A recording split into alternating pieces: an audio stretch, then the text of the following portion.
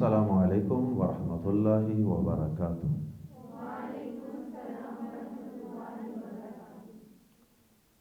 الحمد للہ رب العالمین والعاقبۃ للمتقین والصلاة والسلام علی من لا نبی بعد۔ اعوذ باللہ السمیع العلیم من الشیطان الرجیم من ہمزہ ونفخہ ونفثہ۔ یا ایہا الذین آمنوا ان جاءکم فاسق بنبأ فتبینوا، اے ایمان والو جب تمہارے پاس کوئی فاسق و فاجر شخص کوئی خبر لے کر آئے تو اس کی تحقیق کر لیا کرو، اس کی جانچ پڑتال ویریفیکیشن کر لیا کرو۔ اور اس سے آگے اللہ پاک فرماتے ہیں کہ کہیں ایسا نہ ہو کہ تم اس فاسق و فاجر کی غلط خبر کی بنیاد پر کسی شخص پر یا کسی قوم پر چڑھائی کر دو، حملہ آور ہو جاؤ یا اس کی عزت پر حملہ کر دو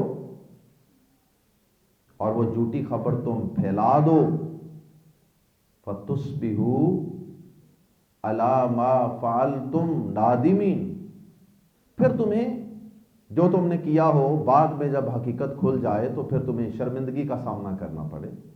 ظاہر ہے کہ بعد میں جب اصل بات کا پتہ چلے گا اور پھر انسان کو اپنے ریئیکشن کا پتہ چلے گا تو پھر اسے شرمندگی ہوگی کہ میں نے جس ایک جھوٹی خبر کی بنیاد پر اس کو برا بھلا کہا، اس کی عزت کو خاتمے میں لایا، اس پر حملہ کیا، وہ ساری باتیں تو جھوٹ نکلی ہیں۔ اللہ رب العزت نے اپنے پیغمبروں کو انسانی معاشروں میں سے منتخب کیا اور ایسے انسانوں اور ایسی ہستیوں کو منتخب فرمایا کہ جو انتہائی اعلیٰ اور باکمال اوصاف اور کردار کے مالک تھے۔ اللہ پاک نے ان کے اندر کچھ عام لوگوں سے مختلف اور نمایاں قسم کے اوصاف رکھے ہوتے تھے، کوالٹیز رکھی ہوتی تھیں۔ ایسے ہی ان کو نبوت اور رسالت کے لیے منتخب نہیں فرمایا جاتا۔ ان اوصاف میں سے ایک خوبی یہ بھی ہوا کرتی تھی کہ اللہ پاک جس ہستی کو، جس شخص کو نبوت اور رسالت کے لیے منتخب فرمایا کرتا تھا وہ جھوٹ نہیں بولا کرتا تھا، وہ صدق و سچائی کا پیکر ہوا کرتا تھا۔ قرآن مجید میں اللہ پاک نے حضرت ابراہیم علیہ السلام کا اور حضرت ادریس علیہ السلام کا، کئی پیغمبروں کا تذکرہ فرمایا اور ان کے متعلق اللہ پاک نے کیا فرمایا، کیسے ان کا ذکر خیر فرمایا قرآن مجید میں؟ وَاذْكُرْ فِي الْكِتَابِ إِبْرَاهِيمَ إِنَّهُ كَانَ صِدِّيقًا نَبِيًّا وَاذْكُرْ فِي الْكِتَابِ إِدْرِيسَ إِنَّهُ كَانَ صِدِّيقًا نَبِيًّا۔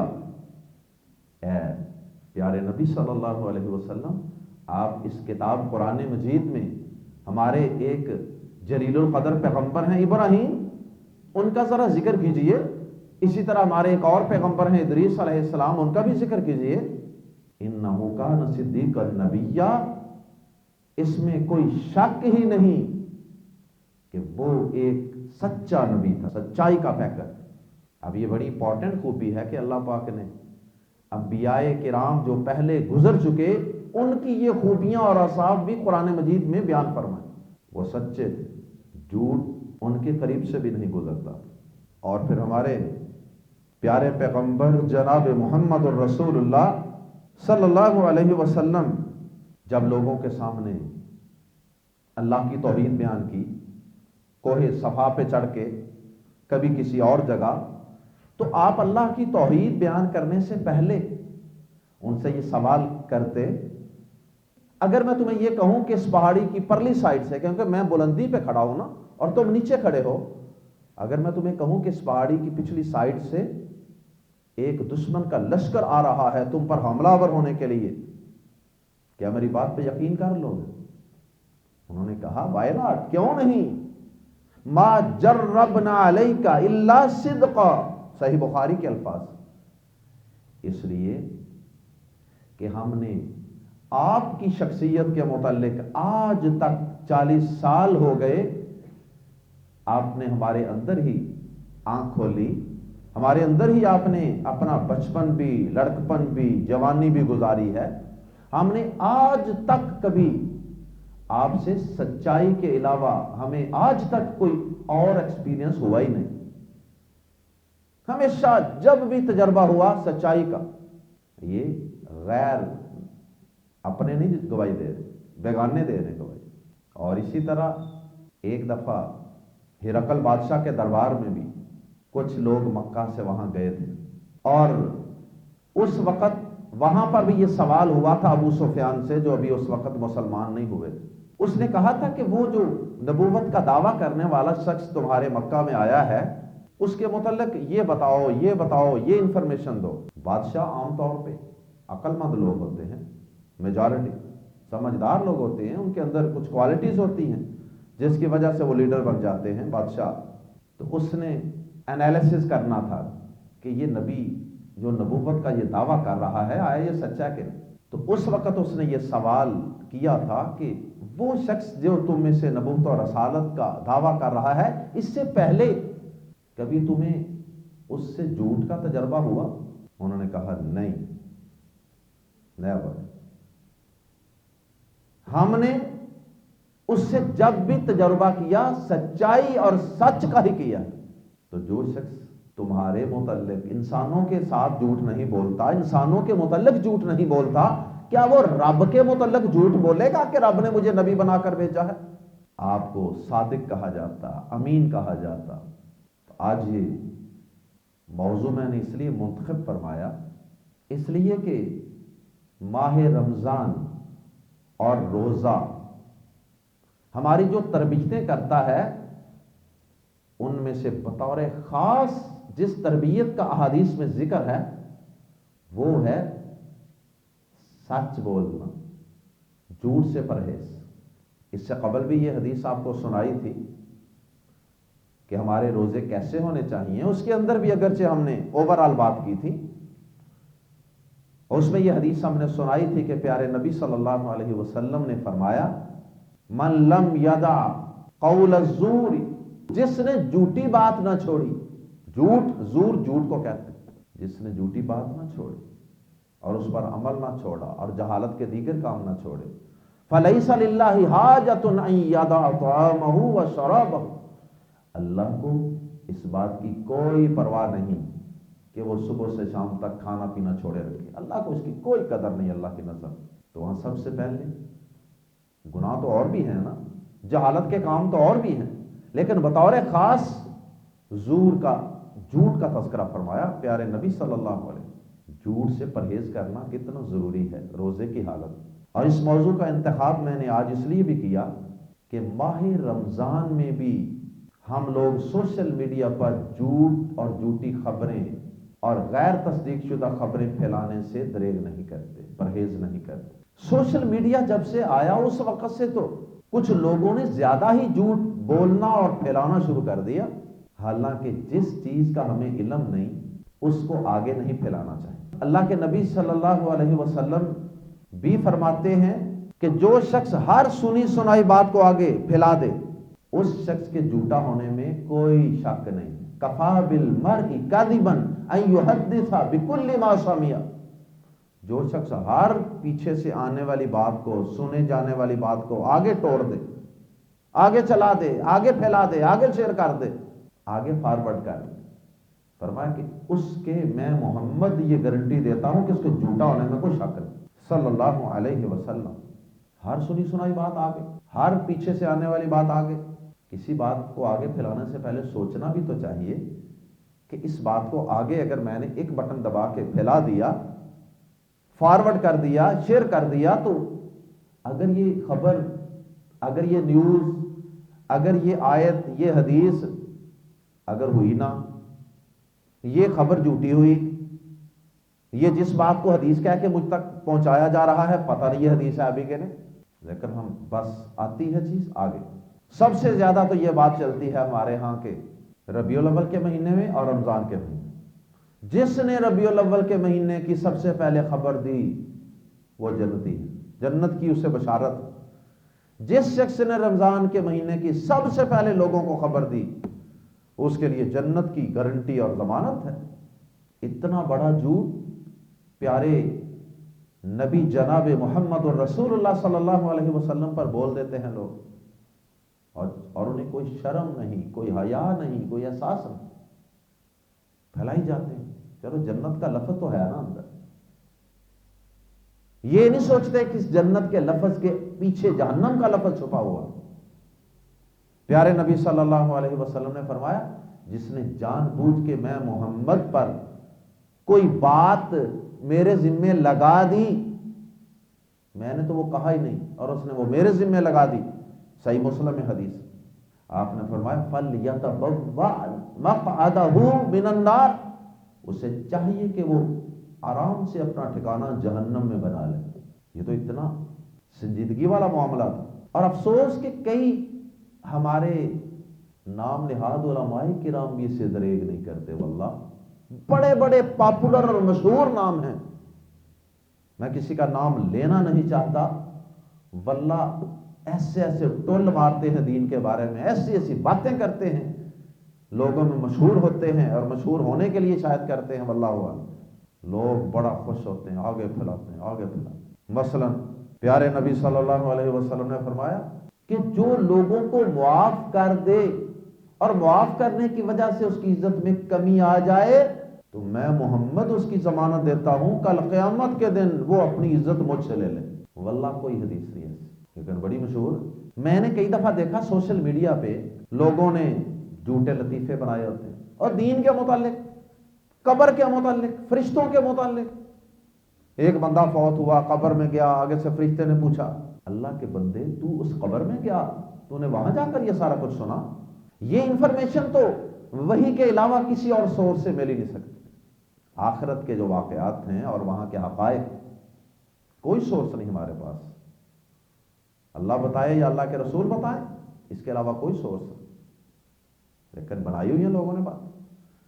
اور پھر باقاعدہ میں نے دیکھا کہ لوگ مطلب سوشل میڈیا کے اوپر اتنی آنکھیں بند کر کے باتیں آگے پھیلاتے ہیں کہ مجھے یاد ہے ایک سال ایک کیلنڈر بڑا سوشل میڈیا پہ چلنا شروع ہو گیا رمضان کے ابتدائی دنوں، اور کچھ میں نے ذرا تھوڑی سی ہے اس طرح کی عادت چیزوں کو ذرا باریکی سے دیکھنے کی، الحمدللہ میں نے اس پہ غور کیا۔ مجھے ایک بڑے ذمہ دار شخص نے بھیجا، پڑھے لکھے، تو میں نے دیکھا تو وہ کیلنڈر پچھلے سال کا پچھلے رمضان کا کیلنڈر تھا، تو بس پھیلائی جا رہے ہیں، کسی ایک نے پھینک دیا سوشل میڈیا ایسے کر، اور پھر لوگوں نے اس کو دبوچ لیا۔ روزے کی حالت میں زبان سے جھوٹ بولے یا اپنے اس فنگر کے ساتھ آپ اس کو آگے آگے پھیلائیں، یہ سب جھوٹ ہی کی شکل ہے۔ کئی دفعہ آتا ہے جی وہ بابری مسجد کے بارے میں ووٹنگ ہو رہی ہے، جلدی کرو، بھاگو، اتنی ووٹنگ ہو گئی ہے، اتنی رہ گئی ہے، اور اگر ایسے ہو گیا وہاں کی جو کورٹ ہے نا، عدالت، وہ ووٹنگ کروا رہی ہے کہ وہاں بابری مسجد بننی چاہیے کہ مندر بننا چاہیے، اور نکلتا کچھ بھی نہیں بات۔ اچھا، کئی بچیوں کی گمشدگی کی خبریں آتی ہیں کہ یہ بچی فلاں جگہ پہ ملی ہے، اور اس کے والدین تک پہنچانے کے لیے اس خبر کو جنگل کی آگ کی طرح پھیلا دیں۔ میں نے کئی لوگوں سے سوال کیا، اللہ کے بندے یہ 5 سال پہلے بھی یہی بچی کی تصویر چلی تھی سوشل میڈیا، تو آپ کو پتہ ہی کون نہیں، پہلے کسی جگہ سے انویسٹیگیٹ تو کریں، یہ کون ہے بچی، کس نے یہ خبر چلائی۔ ایک شخص سے میں نے ابھی پیچھے تھوڑی دیر پہلے کی بات، اس نے مجھے اس طرح کی تصویر سینڈ کر دی، میں نے کہا آپ نے اس ویڈیو کے اندر، آپ کو تو ذرا پیچھے سے یہی ہوگی، میں نے کہا اس میں یہ کہا گیا کہ اس کو بس پھیلا دو جنگل کی آگ کی طرح۔ میں نے کہا اس کو پھیلانے سے بچی اپنے والدین تک کیسے پہنچے گی؟ مجھے یہ نہیں سمجھ آئی، کیونکہ پوری ویڈیو میں کہیں کسی کا کانٹیکٹ نمبر ہی نہیں ہے، جنگل کی آگ کی طرح پھیلا دیں تو بچی کے ساتھ رابطہ کیسے ہوگا؟ اللہ اکبر۔ پیارے نبی صلی اللہ علیہ وسلم نے شاید یہ سوشل میڈیا کے متعلق ہی اس دور میں اللہ پاک نے آپ کو ایک چیز دکھائی تھی، کیونکہ پہلے تو لوگ جھوٹ بولتے تھے تو وہ تو آہستہ آہستہ پھیلتا تھا، اب تو سوشل میڈیا سے ایسے تیزی سے پھیلتا، اور اب اگر ایک بندہ پھیلا دیتا ہے پھر بعد میں اس کو واپس بھی نہیں لے سکتا، آپ سے بھی کوئی نہیں. کہ آپ نے دیکھا کہ ایک شخص کے جبڑے، یہ جبڑے یہاں سے چیرے جا رہے ہیں یہاں سے جبڑے. آپ نے پوچھا یہ کون؟ آپ کو بتایا گیا، فرمایا کہ یہ کذاب شخص ہے، یہ کذاب ہے، جھوٹ بولنے والا شخص ہے، بہت جھوٹ بولتا تھا، حتیٰ کہ یہ اتنا جھوٹ بولتا تھا حتیٰ تبلغ الآفاق، یہاں تک کہ اس کا جھوٹ پوری دنیا میں پھیل جاتا تھا. سوشل میڈیا کے ذریعے پاسبل نہ کرا. اور پھر اسی حدیث کے اندر، صحیح بخاری کی اس حدیث میں آگے لفظ ہیں فَيُصْنَعُ بِهِ إِلَى يَوْمِ الْقِيَامَةِ، یہ اس کے جبڑوں کو چیرے جانے کا یہ منظر، یہ عذاب قیامت تک کیسے جاری رہے. اور پیارے نبی صلی اللہ علیہ وسلم نے فرمایا کہ جو شخص مذاق میں بھی جھوٹ نہ بولے، جو شخص مذاق میں بھی جھوٹ نہ بولنے کی مجھے گارنٹی دے، مذاق میں بھی لوگوں کو ہنسانے کے لیے، عام لوگ لوگوں کو ہنسانے کے لیے جھوٹ بولتے ہیں. آپ نے فرمایا کہ وَيْلٌ لِلَّذِي يُحَدِّثُ فَيَكْذِبُ، فرمایا کہ اس شخص کے لیے ہلاکت اور بربادی ہے جو لوگوں کو ہنسانے کے لیے جھوٹ بولتا ہے. اور ایک حدیث میں آپ نے فرمایا کہ میں اس شخص کو جنت کے وسط میں ایک محل کی ضمانت دیتا ہوں، جو شخص مجھے اس بات کی ضمانت دے دے کہ وہ ساری زندگی جھوٹ نہیں بولے گا حتیٰ کہ مذاق میں. ہم نے اس ماہ رمضان میں روزوں کی حالت میں اپنی یہ تربیت بھی کرنی ہے کہ ہمیں جس بات کا علم نہیں ہے، جس کی تحقیق نہیں ہے، اس بات کو، وہ خبر بعض اوقات ملک کا نقصان کرتی ہے. ملک کے بارے میں بعض خبریں آتی ہیں اور وہ ہمارے ملک کے کئی دشمن ہیں، وہ وہاں بیٹھ کر مختلف چینل اور مختلف پیج چلا رہے ہوتے ہیں اور ہم اس کا شکار ہو جاتے ہیں. اور وہ چیزیں ملک کی ساکھ، ہماری افواج کی ساکھ کو خراب کرنے کا ذریعہ بنتی، لوگوں کے اندر خوف و ہراس پھیل جاتا ہے. مجھے یاد ہے کہ کافی سال پہلے ایک دفعہ یہاں پہ خبر عام ہو گئی تھی کہ جی آج رات زلزلہ آ رہا ہے. ساری دنیا جناب گھروں سے باہر نکل کے گرونڈوں میں جمع ہو گئی. ممکن ہے کہ آپ کے پیرنٹس نے بھی اس وقت آپ کو لے کر گود میں اٹھا کے باہر نکل گئے ہوں. اور بعد میں پتا چلا جناب یہ زلزلے کے متعلق تو پریڈکشن کرنے کی، پیشین گوئی کرنے کی کوئی، اس کا تو کوئی سورس ہے ہی نہیں، اس کی تو کوئی ایسی مشینری، کوئی سائنٹیفکلی کوئی ایسی ریسرچ ہے ہی نہیں کہ آپ وقت سے پہلے بتا دیں کہ زلزلہ آ رہا ہے. لیکن سب لوگ باہر نکل. تو ہم نے اس بات کا خیال کرنا ہے کہ انشاءاللہ دین کے متعلق کوئی بات آئے، کسی اتھینٹک عالم سے پوچھے بغیر اس کو آگے پھیلانا نہیں. ملک کے بارے میں کوئی خبر آئے تو اس کو کسی اتھینٹک سورس سے جب تک ویریفیکیشن نہ ہو جائے اتنی دیر تک اس کو پھیلانا نہیں، پھیلا کر ملک کا نقصان نہیں کرنا. اور ہم نے انشاءاللہ رمضان کے علاوہ بھی اپنے آپ کو انشاءاللہ سچ بولنے کا عادی بنانا ہے، مذاق میں بھی جھوٹ نہیں بولنا. اللہ تعالی ہم سب کو عمل کی توفیق عطا فرمائے. سبحانک اللہم و بحمدک اشہد ان لا الہ الا انت استغفرک و اتوب الیک.